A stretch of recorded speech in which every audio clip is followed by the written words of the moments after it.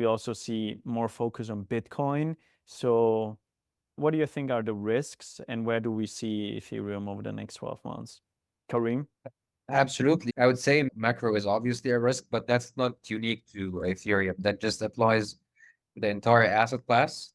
A few months ago, we would have said regulatory uncertainty, but it seems that we are headed more and more towards the other side, specifically with the news of the ETF approval. They haven't been traded yet, but just with the approval. So I would say one of them would be the fragmentation of liquidity.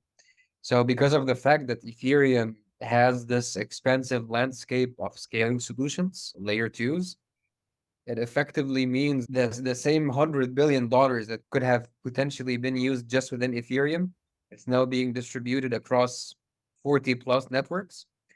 And the current architecture of Ethereum, there isn't really a seamless and interconnected way to make sure that this liquidity is flowing again without any kind of interruptions or without needing to go through third-party solutions like bridges.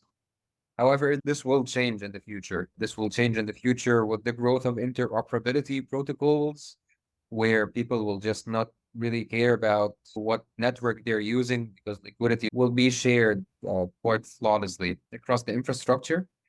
But there's also something else that I'm really trying not to talk about, which is intense. So intense is a new innovation that essentially means that you as a user, you don't dictate what type of action you want to happen, but you rather just say what the final outcome is. And then this you essentially ask those validators on the other side to find the best execution route. So this would be a key resolution to solving the fragmentation of liquidity because you wouldn't be concerned of where the liquidity is. You'll just find the best way to get your desirable action executed. The other thing I would say that it might be a risk for Ethereum is the fact that some of the financial institutions are trying to develop their own private. We had this already a couple of years ago, trying to develop their own private blockchain, private permission blockchain. It makes sense in certain very specific scenarios why they would want to do that.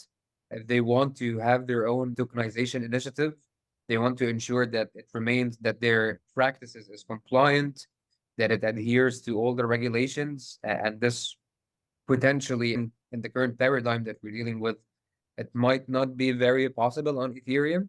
However, that also is changing. We have a lot of token standards that are coming out nowadays that essentially bakes some of this compliance requirements into the tokens itself. So that's not really an issue. But again, we do have something like MasterCard, for instance. MasterCard has developed this sort of Swift alternative called the Regulatory Settlement Network, which is essentially, again, an alternative to Swift to facilitate the transfer of assets and information between some of those private chains. However, why I think this is not a sustainable solution, just relying on private blockchains for tokenization, is the fact that it's the public and open nature of blockchains that is what's really quite innovative about crypto. The fact that you are able to intertwine and combine so many different incompatible assets and so many incompatible assets into the same network. I This is agree. possible. Yeah,